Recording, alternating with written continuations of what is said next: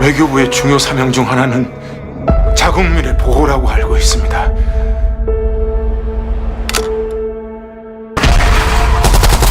The Talkies, ngomongin film bersama Bayu dan Edoy. Kita bahas film Korea, Bay. Oke. Dua superstar baru pertama kalinya main bareng, Hwang Junmin sama Hyun Bin. Oke, belum pernah mereka. Belum pernah. The Point Man. Oke, The Point Man ini based on true event.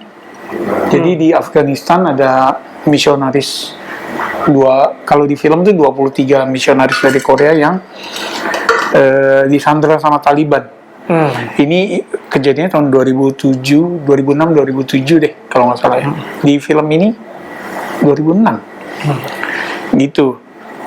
Nah, jadi fokus film adalah tentang si Hwang Junmin jadi negotiator dari Kemenlu, ya, menjadi negotiator, sementara si Hyun Bin tuh jadi agen lapangan, gitu. Nah, jadi usaha mereka untuk bernegosiasi dengan Taliban untuk ngebebasin sandera-sandera itu, gitu.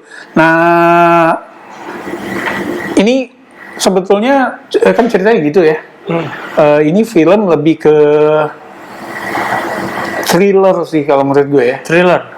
Karena tegang kan, yang siapa yang ini bakal dibunuh apa enggak, bakal dibebasin apa enggak, gimana cara negonya gitu kan. Tapi dari segi action, actionnya sedikit gitu ya. Actionnya sedikit, kejar-kejaran gitu. Tembak-tembakannya minimal kok. oke, jadi lebih ke thriller drama gitu ya. Iya, lebih ke thriller gitu. Nah, terus yang unik adalah direkturnya cewek. Si Im Sun Ri gitu. Nah, dia sebelumnya ini pun gitu. Sebelumnya gua ada beberapa filmnya dia yang udah nonton. Karena itu Little Forest tuh remake film Jepang, Bang, yang cerita cewek dari kota pindah ke kampungnya, terus yang hidup tenang di kampungnya, masak-masak gitu, kayak gitu ya. Terus Whistleblower gue juga nonton tentang ya si Whistleblower yang main si Park Hae-il waktu itu. Southbound gue nonton, itu juga cerita yang pindah ke desa. Tapi film gue yang paling sukses yang Forever the Moment, itu cerita yang di Olimpiade apa sih, bola tangan ya, bola tangan tuh yang lempar-lempar gitu ya, kayak sepak bola tapi pakai tangan, itu yang kayak jadi futsal tapi pakai futsal tapi pakai tangan gitu. Itu juga kisah nyata gitu. Nah, ini untuk film yang kesannya laki banget, direkturnya cewek. Makanya apakah kelihatan dipegang oleh nggak berasa, maksudnya nggak berasa gitu kan. tapi kan kayak film Zero Dark Thirty gitu, yang sebelumnya apa, yang bom itu, The Hurt Locker ya. Dia juga nggak berasa ceweknya gitu. Nah, terus keunikan lainnya adalah kalau menurut gue si Hwang Junmin ini, film sebelum ini dia kan jadi negotiator di sini. Film sebelum ini dia jadi hostage. Judulnya itu Hostage Missing Celebrity. Itu film yang meta-meta gitu karena dia berperan sebagai Hwang Junmin. Tapi versi bedanya dikit gitu ya. Dia jadi aktor Hwang Junmin yang diculik. Kayak Being John Malkovich gitu. Kayak Being John Malkovich. Nah, terus Hyun Bin sekarang kan jadi agen lapangan. Nah, dia tuh pernah jadi penyandra di film The Negotiation. Waktu itu main bareng sama Son Ye Jin yang sekarang jadi istrinya. Gitu. Jadi mereka balik nih ke film tentang penyanderaan. Oke. Gitu. Filmnya sendiri gimana? Filmnya tentu tegang lah, Bay, gitu ya. Walaupun kalau ngarep action kayaknya bakal kecewa karena minim. Tapi untuk penggemar drakor ya si Hyun Bin emang laki di sini, laki banget gitu ya, emang keren lah. Nah, terus karena ini settingnya di Afghanistan, kalau menurut gue sih waktu gue nonton, adegan yang paling rame gitu, selain soal comic reliefnya yang hit and miss, di Korea tuh kan pasti ada ya comic relief yang hit and miss, tapi yang bikin penonton riuh adalah ketika Hyun Bin tuh bilang assalamualaikum. Itu sebioskop riuh. Itu apalagi dia pakai anu kan, pakai Assalamualaikum gamis dan Aki gitu. pakai gamis segala macam. Ya. Itu, nah itu sih. Kalau si Hwang Junmin sekali lagi dia nunjukin sebagai aktor serba bisa dia. Gitu. Cuma gue ngeliat gak ada hal yang baru dari maksudnya dari tuntutan aktingnya dia tuh gak ada yang baru gitu. Dia kan 10 tahun terakhir nyaris semua filmnya tuh box office. Nama dia jaminan gitu. Nah, dan sekarang di film ini Di film ini maksudnya apakah cukup laku jadi box office di Korea? di Korea kan dia rilis di pertengahan Januari kemarin ya. Ternyata nggak terlalu juga baik. Maksudnya ya 1,5 jutaan penonton, which is sebetulnya nggak terlalu berhasil Kalau di untuk sana? ukuran sana. Apalagi ini kan 2 bintang besar ya. Terus mengingat tapi hostage-nya itu sendiri juga 1,2 juta. Cuma hostage itu kan di tengah-tengah pandemi dirilisnya. Nah, film dia sebelumnya itu Oh to My Father 14 juta gitu kan. Battleship Island 7, sekian juta.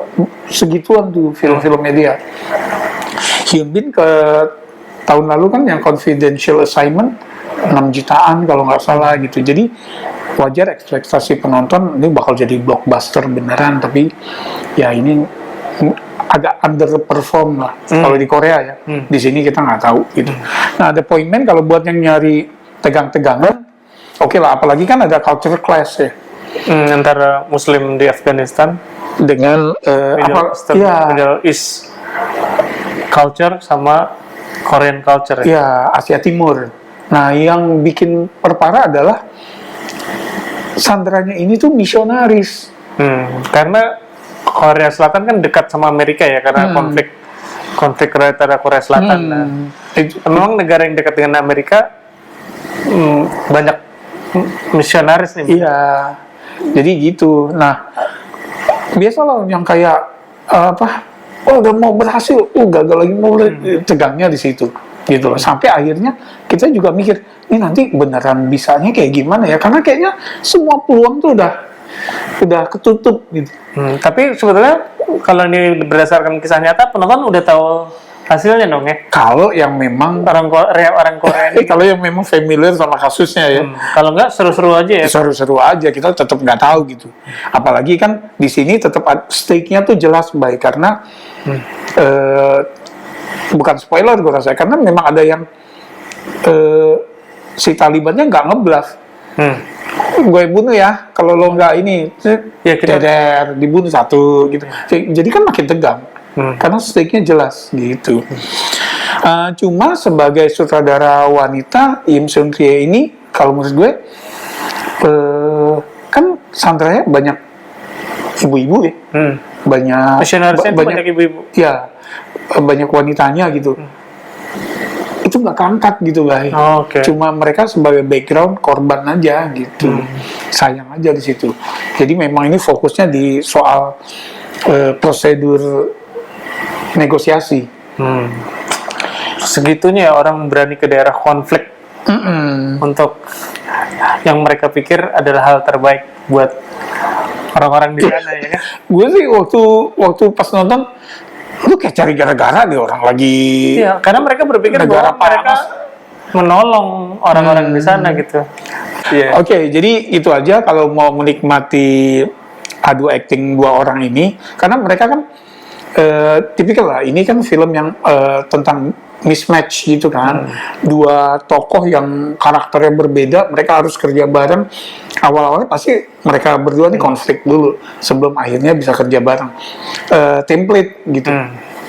Gitu, tapi ke superstaran mereka bikin film ini watchable. Oke. Itu. The Appointment udah mulai main tanggal 1 Februari kemarin. Silakan aja ditonton kalau penasaran mau dengerin Hyun Bin. Assalamualaikum. Oke, skor buat gue ini juga agak underwhelming. Jadi naman. Oh, kalau yang nonton kali ini cuma Edo, jadi gue nggak akan ngasih skor. Oke. Ada lagi mau ditambahin? Udah itu aja buat penggemar Crash Landing on You dan drakor Hyun Bin lainnya. Gak nyesel lah, di sini dia ganteng banget emang asli. Gue kalau ini ngomong keren banget nih orang gitu ya. Mau dikasar-kasarin tetap aja persona good guy-nya tuh mencuat gitu dari wajahnya. Oke, makasih udah mampir. Silakan komen. Yang udah nonton juga boleh komen. Nggak sependapat juga nggak apa-apa. Sampai ketemu di film berikutnya. Salam.